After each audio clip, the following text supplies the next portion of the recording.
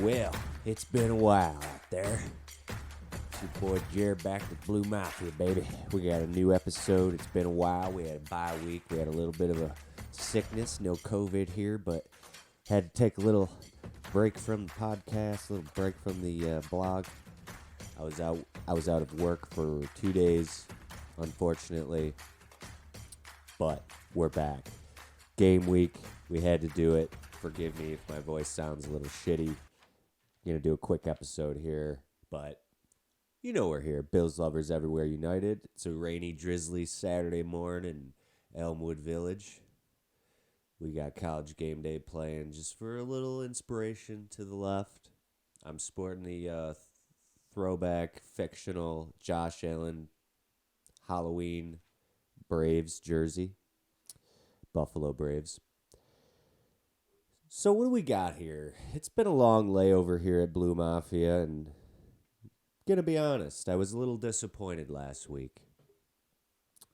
I had a long bye week to think about a lot of things.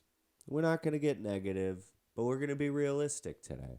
We're gonna talk about a few things that I'm seeing that I'm not totally excited about, but we're gonna talk obviously about some things that we are excited about. And the Bills clearly have somewhat of a candy schedule in the next 4 weeks, but the next 4 weeks after that are a little bit scary, and things could get a little bit dicey for the Bills.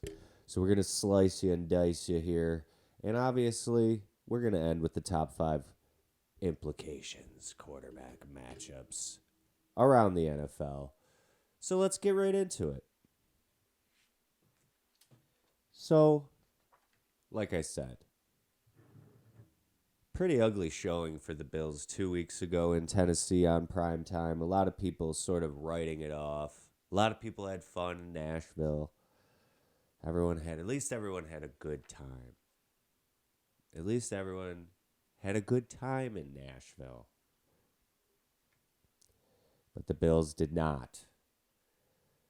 Despite some of the best efforts from Josh in the offense, we saw somewhat of a strange ending. The famous QB sneak in Tennessee. I'm still undecided on if that was Josh's call. I obviously don't have access to the players at this juncture. But it almost looked as if he goosed that one on his own. And I just think, got to go over the top there. Got to do the jump man, Josh Allen jump man. He can get over the top. Enough with the sneaks. I know that it says that he gets them all the time, but going to have to go to something else there.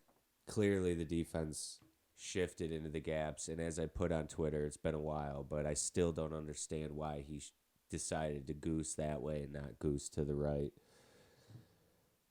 It's just a numbers game, but hey, you know the kid's going to come back fiery, and you know he's going to come back with a vengeance. And now that I've gotten that off my chest, I have all the faith in the world that 17 and the offense are going to get things right, especially in the next 4 games. I just really was looking forward to having taken that,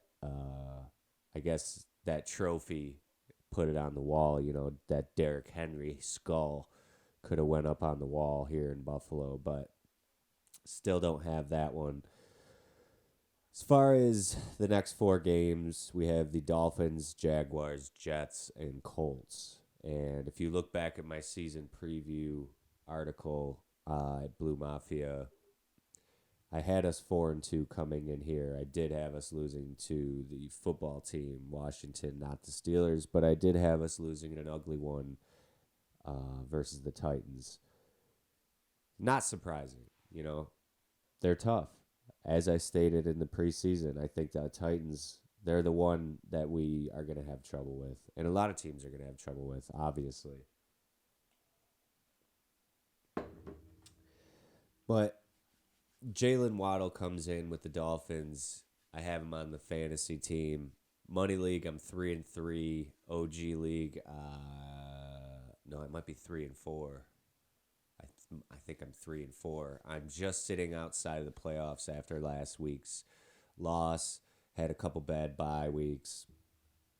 I'll be all right in the money league, though. I've got a decent team. Chubb coming back. But in the Olive Garden League, I'm definitely probably top 3 rosters.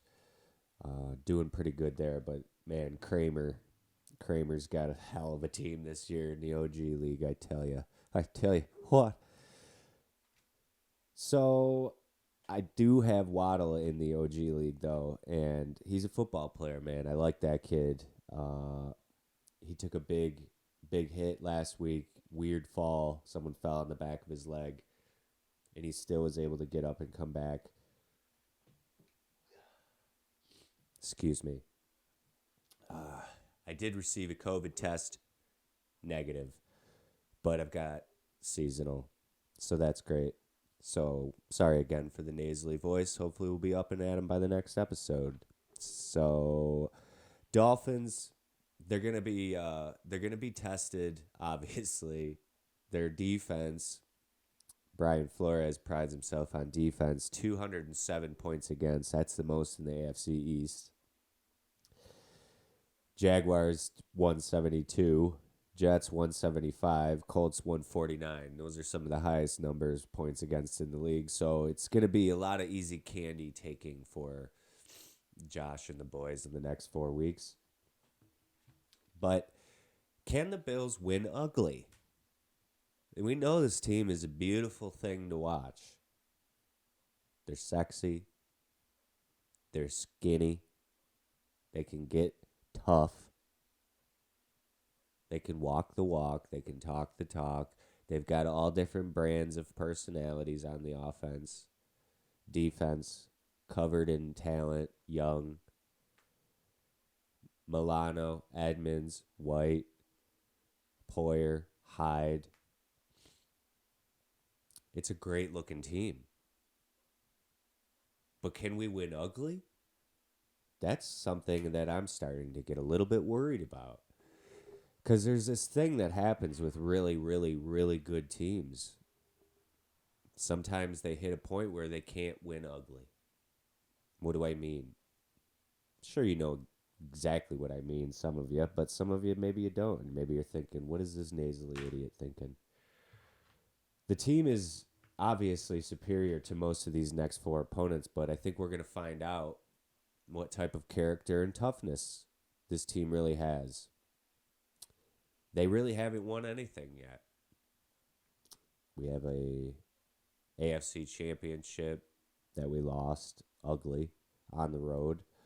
We have a playoff loss to Deshaun Watson where we had an ugly ending to that. As much as I do love some of the really sexy wins that the Bills have had since Josh Allen has stepped up as the leader and frontman of the band, the reality is some of these shows have turned into mosh pits, and some of them we've come out somehow on top. But a lot of these victories that we have come out on top in the ugly ones have come to bad teams. How many of them have we come out on top in an ugly game to a good team? Probably that Cowboys one on Thanksgiving. They were decent. Chiefs game, obviously, we're finding out who they really are right now. Poor Patrick Mahomes seems like he's really in the doghouse with his current life situation. Patrick Mahomes' life is like a Bedazzled. If you've seen the movie Bedazzled with Brendan Fraser, where he keeps making wishes with Elizabeth Hurley, who is the devil, and he keeps getting his wish, but then the devil makes him kind of have like a negative experience. That's Patrick Mahomes right now. He sold his soul. Joking, but he got that $600 million contract, and now he's got the TikTok brother and the psycho girl, and they're like besties, which is you've seen the videos. You can go look at him. He's in the background of these TikTok videos, just looking like the most unhappy guy at the party. But we found out who the Chiefs were. They're not exactly who they have been. Can the Bills win ugly? We're going to find out. They'll probably trample over these next 4 teams, but I have to point to the fact that every NFL team, this is episode 13, don't want to get unlucky here, but every NFL team, be careful with my words, every team, every sport ever is 2 to 3 injuries away from being a complete house of cards. So enjoy this, Bills fans, because every team is always just a few injuries away from being a house of cards. And this next 4 games, lastly, as we wrap the Bills segment and head into the implication top 5 quarterback matchups of the week, every one of these next 4 games is going to be important for the Bills to come together as a unit, establish their dominance, even though they don't have that Derrick Henry head on the wall. That's going to eat at this team because they're probably going to see him again, and they're probably going to want them again. But I don't know if they should want them again. Hopefully someone could do some dirty work for us.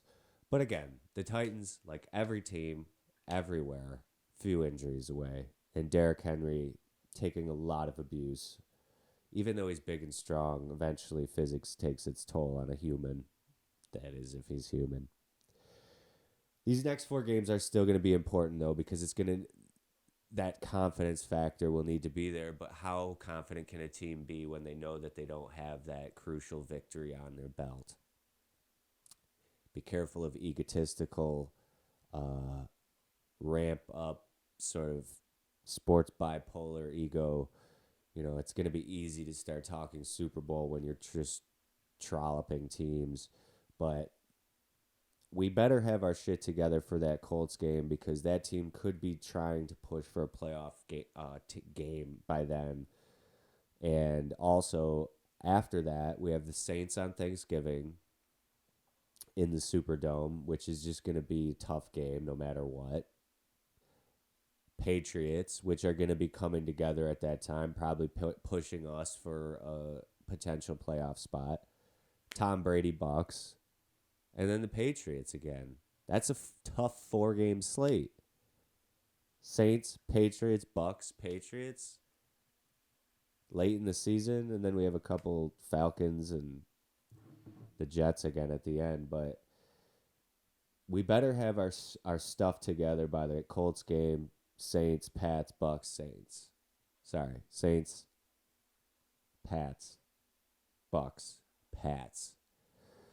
It's going to be scary. So it's going to be a lot of easy candy, but then we've got a scary foursome. So keep it right, keep it tight. We're going to switch it over in about 30 seconds here to the top 5 quarterback matchups. Thanks for listening. Sorry about my voice. Stay healthy out there. Take your vitamin C. Thanks for listening.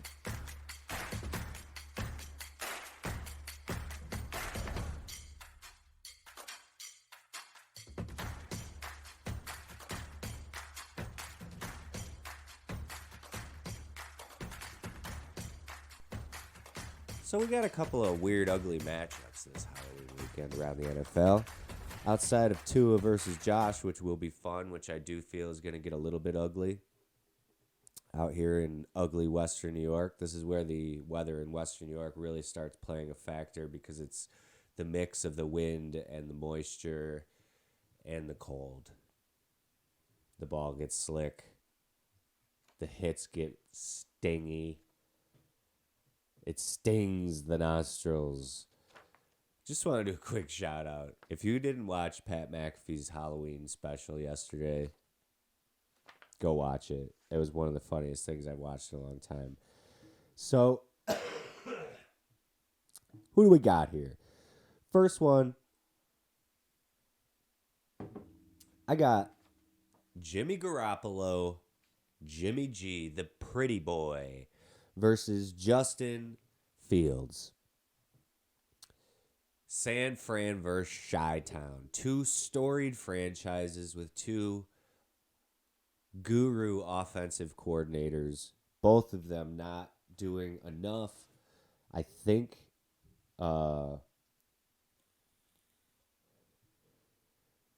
Matt Nagy has COVID. I don't know if he's coaching right now.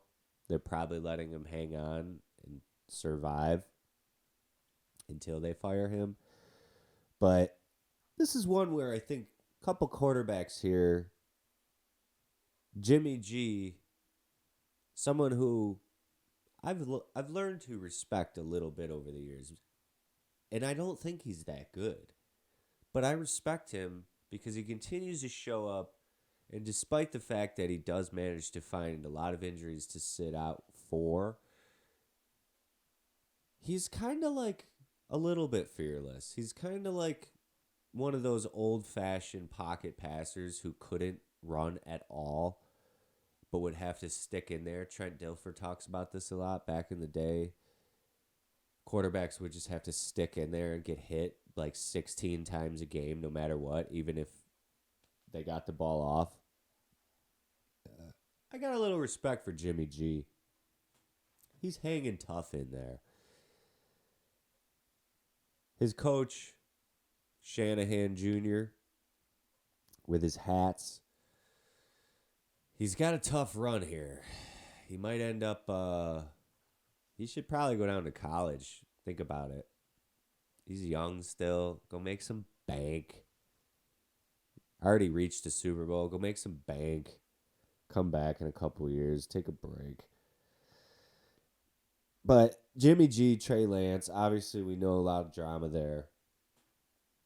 We might see Lance in this one, Lance versus Fields. Maybe we'll see a little Dalton. Maybe we'll see a little Jimmy G versus Dalton here. We've got the aging vets versus the young spring chickens.